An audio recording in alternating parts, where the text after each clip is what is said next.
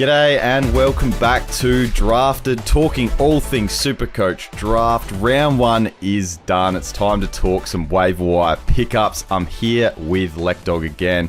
Lekdog, round one is over. We are back into SuperCoach. We are. We're back to SuperCoach. We're back to regretting our decisions, and we're back to rage trading at, late on a Sunday night. It's bloody good. Absolutely. We are talking SuperCoach Draft only on this show, but we will be covering all things SuperCoach Classic across the week on this platform, starting from tomorrow on the Phantom's Lair, so stay tuned across the week. But this is for the keen drafters out there trying to get their waiver picks in and just looking to make a waiver claim, or those free agents across the week. Make sure you subscribe and follow along, though, to get all your Classic and Draft content on this platform, or watch on Code Sports YouTube. First up, Lekdog, how'd you go this week? How were your drafts? We talked about how we were doing our mock drafts. We were practicing all our stuff. How did the drafts end up going, and how did your teams go in round one? Yeah, no, I was happy with both of my... I'm in two just standard classic SuperCoach drafts. I won both of those pretty convincingly, to be honest, and it probably helped that I had some big names. I think I snagged Max Gawn in both of my drafts. I had Christian Petrarca running around as a value pick. He scored 98, but I had him pretty late in my main draft. And then in my keeper league, which I entered this off season, but we did an expansion draft. So you keep two players, and I got to draft two players from the sort of the free agency pool. And I got Andrew Brayshaw and Noah Anderson, who were both pretty bloody good players. So we like that. We started off well in our classic drafts. I won't talk about my current keeper rebuilds that are going on.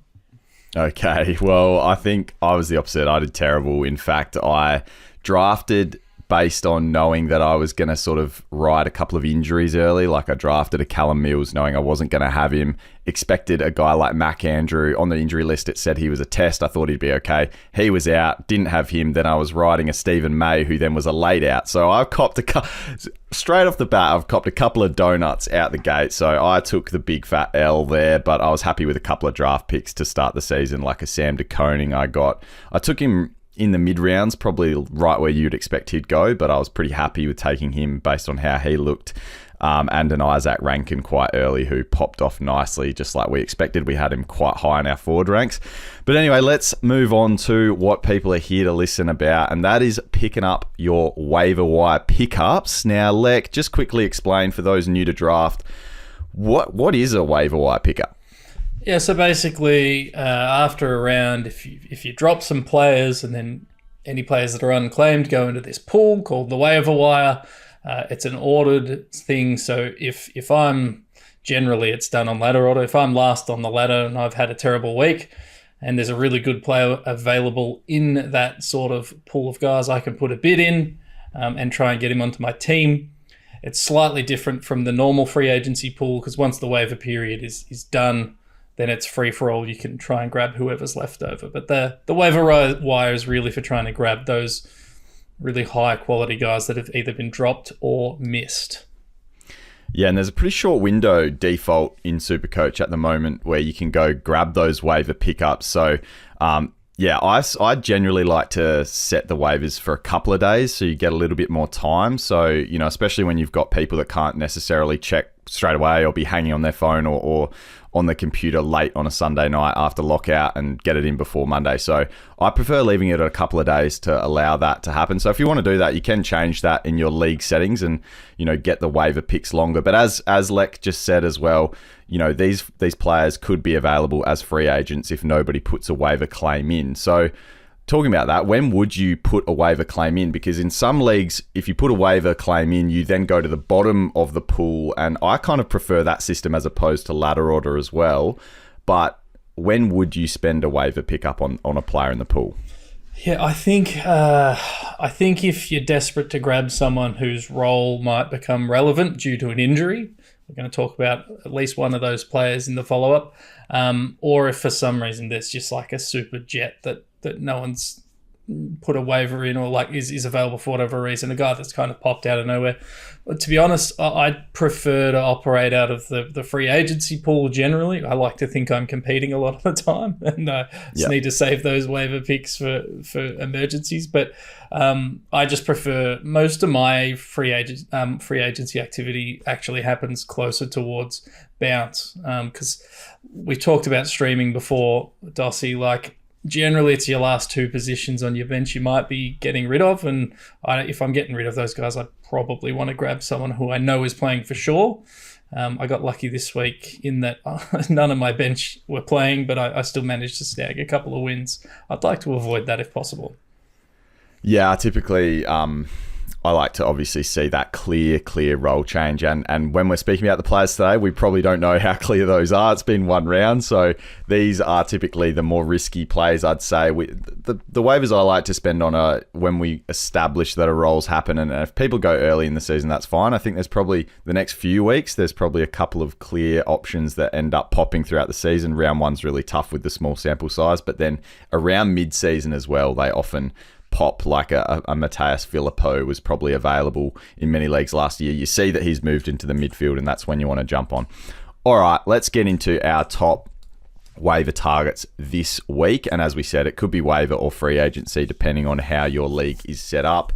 We obviously know that there's different types of league settings out there as well, but we don't have the ownership numbers until lockout lifts. So usually we'd operate on something like under 60% owned or something thereabouts. But at the moment, I just used my current league that I'm in and saw who was available on the waiver wire, and that's what I've used. So apologies if we've missed any massive obvious options, but that's what we are going off at the moment. We'll have a better, clearer picture in the future. Who's your number one, Lek? We'll go one by one here. Who's number one?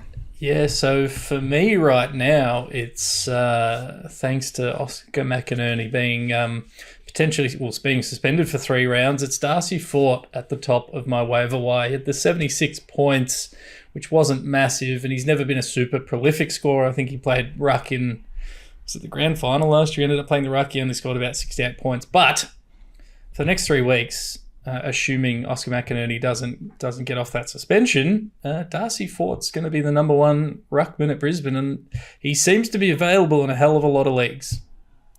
Well, I'm glad that you're on here because I totally missed that one. Didn't even think about that. That's a great shout, especially for a few weeks. That's an awesome play. I just went and looked at the top score of the round. Went the really easy route for this one, and Jack Ross was available in our league. So scored 134. Can't deny the score. Didn't have the centre bounces, so was just up and around stoppage a fair bit though. 28 disposals, 5 marks, 4 tackles, a couple of snags. Was just unreal, and we've kind of had him on our radar for a while. A bunch of veteran Tigers have left there. They had Cameron McIntosh, bald head with the headband in there in the midfield as well. So look, there is spot for a guy like that to produce some scoring. I don't know how big it'll be, and with mid only, it's not a massive priority. But look, I mean, I'd roll the dice and see if he can reproduce it again and see if it is a season-long pick. But Jack Ross, my number one there.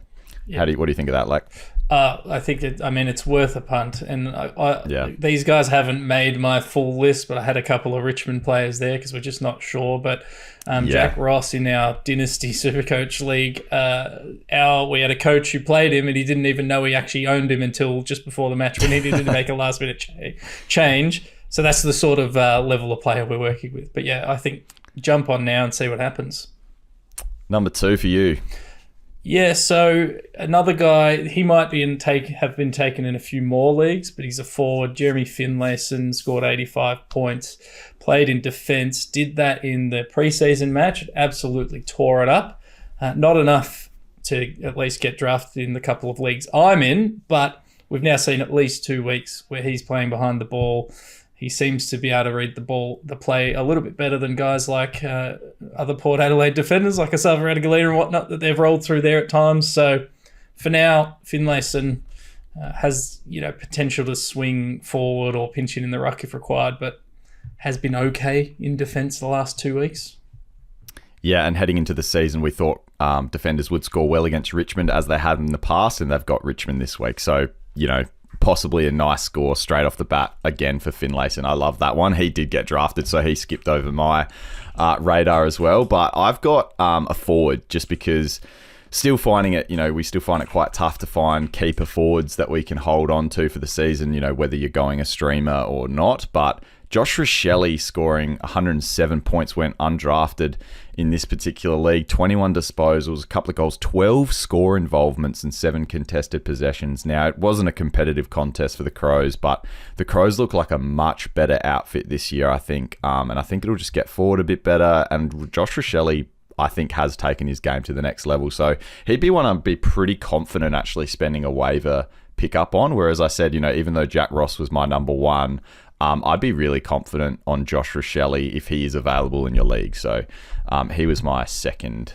in my waiver pickups. Yeah, I love it. I'm just looking at my phone now. After he kicked that snag, I sent a group message, man, I love Josh Rochelle. So, man, I love Josh Rochelle.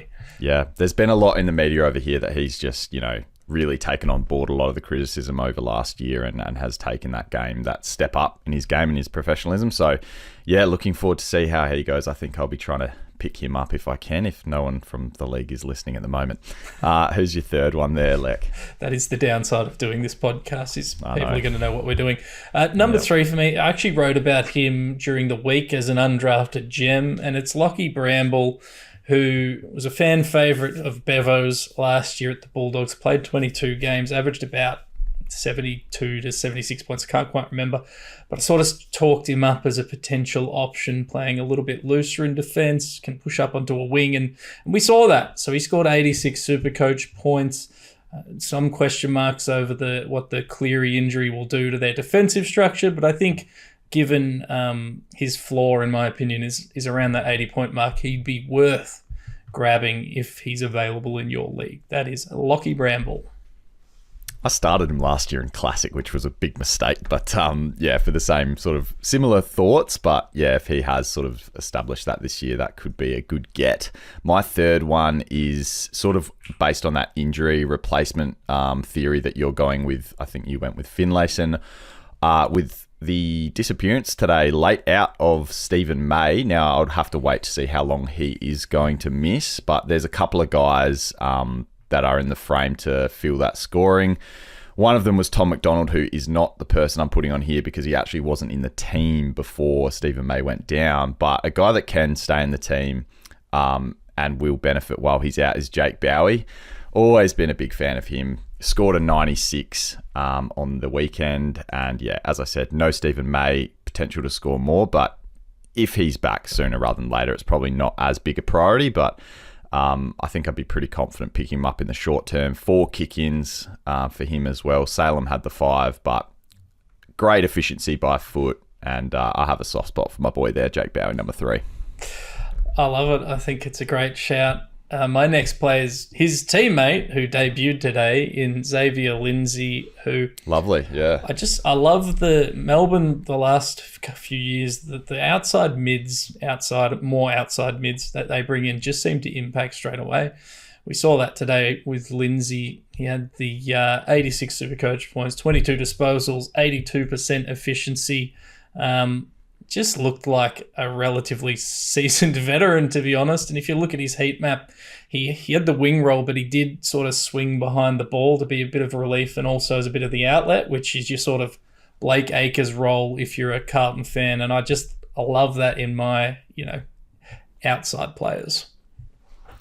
Yeah, awesome option. And for keeper leagues, I mean, skyrocketing up the rankings after what he displayed today as well. But I've got a couple for my number 4, so apologies if I do pick up one of yours here. I feel like our the league I'm in has shallower midfield. This is what I'm feeling like based on our sort of rankings here, which is good because we've got completely different ranks. I would have thought our top 5 would have been quite similar, but I've got the 2 Fremantle mids that jumped up in their centre bounce usage, and that was Matt Johnson or Nathan O'Driscoll. So take your pick of the poison there. Scored both over 90 in the first round of the season. So if that's a sign of things to come, I know obviously there was no Nat Fyfe in the mix for Fremantle. There was no Walters. There was no Shea Bolton as well. So long term, I probably, this would probably be more of a free agency thing and see if those guys are back and if whoever holds the role more, you've probably got to pick the right one out of those 2. even though Matt Johnson scored more, I wonder if O'Driscoll's got the more job security with the ability to play wing. So anyway, like I said, more of a free agency play, but I still quite like the upside of both if they do retain the role. Yeah, I think Noddy, you're right, probably has the slightly higher job security, but Matty Johnson, he featured in my article quite a few times over the last year or two, so he's a favourite of mine as a guy to stream when he's available. So if he is available, I think that's a fair shout. He is not available in any of my leagues, sadly, but yeah. I did have a look at him when I was preparing. And my last bloke that I want to talk about, I've got a couple of honourable mentions we can touch on after, but and I understand this guy's not particularly good for SuperCoach historically, but Jack Darling, I just want to mention him. 80 points. He did play deep forward, but he did have a small amount of that sort of pinch hitting, rucking, and he did move up the ground to take some sort of those high, I'm going to call him Harry Mackay, high marks up the ground. Yeah. I don't expect him to score 80 points every week, but his value is certainly depressed because of a poor couple of years from a SuperCoach perspective. Has a slightly new role at North Melbourne and probably less pressure on him to perform. So if you're struggling for forwards, he's an option. All right, well, I'll round out my 5 as well. I've got Darcy Wilmot, who popped a ton on the weekend, took some kick-ins as well alongside Zorko. Now, it seemed like they had some pretty high scores in their defensive line as well, but just always been a fan of Wilmot, and if he has taken his game to the next level, I think that's an amazing score for a defender and looked really composed back there. I think he started slow as well and just really came good as the game went on. That's the top 5 for us each, though. Lekdog, let's talk about some of those special mentions. Who have you got for us? These guys, I've just written their names with question marks next to them. So Ben King, question mark, available in a lot of leagues, kicked 6 goals. If he can, he's got all the talent in the world. He just can't stay in the park and is inconsistent. West Coast are bad, man. West Coast are very bad. That's the asterisk next to him. They're bad. Ned Long, question mark, a lot of hype into him. Again, dominated Port Adelaide. Hard to know if it's real. And then the one, and this is mostly a shout out because I picked him up in our preseason draft in a dynasty league. But Thompson Dow was another one of those Richmond players. He had 100 points. He had some decent moments for them, but it just feels like one of these or a couple of these fringy Richmond players will pop this year. I'm hopeful it's him. It might be him. It probably won't be. Yeah, I mean, I had the likes of, Long as well. 113 points for the Pies as well, but I'm not sure as well how. That was just a blowout, so what can you take away from that? I'm not sure. Also had Thompson Dow.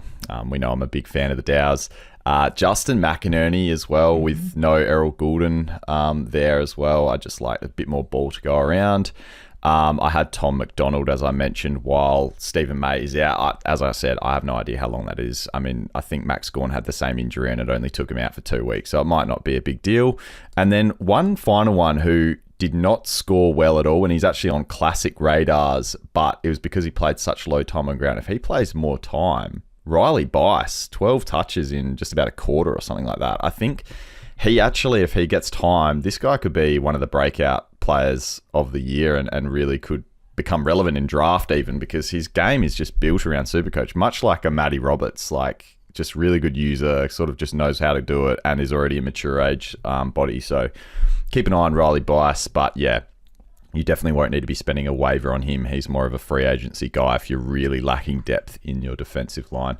Just to wrap up, we're going to go small sample size trends. It's been one game, but what has your eye test seen? I've already just said West Coast look terrible again, so you can trust your forwards against them. We just saw Ben King kick 6, but any other sort of things you notice? I'll just go with one more. Saints. Saints are looking really bad as well, so I'm pretty confident. As I said, Adelaide smoked them, but even in the preseason, they looked really bad. I think this is going to be a tough year for the Saints. So my early prediction would be that you can play a lot of players against the Saints and have confidence in captaincy as well. But any other takeaways for you, Lek?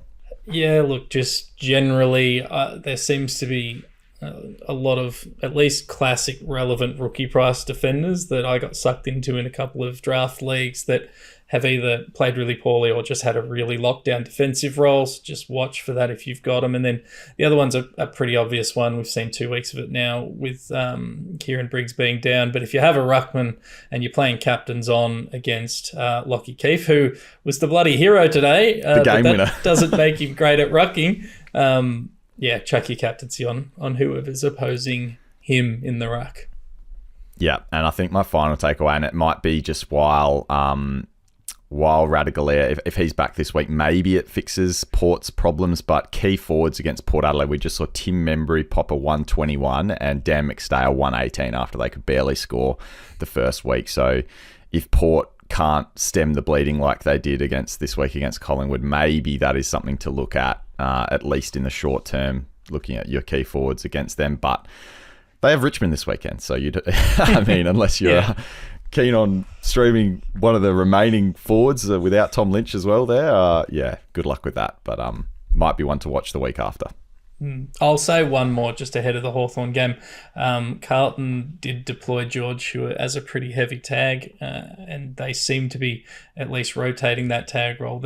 So your Will Day, I think, is going to get targeted again this week, assuming he plays the Blues. Other than that, I don't want to talk about the Blues.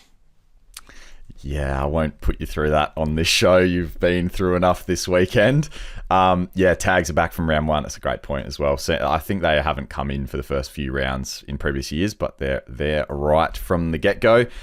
Now, you can check more of these players out on Lekdog's article on Code Sport. I'm sure we'll be putting that out. As soon as it's out, we'll find a spot for that on the socials. So follow at SuperCoach on the socials. We'll be posting that out. But if not, just keep an eye on Code Sports for Lekdog's awesome waiver wire article. Now, that's every week. It will be every week, yes.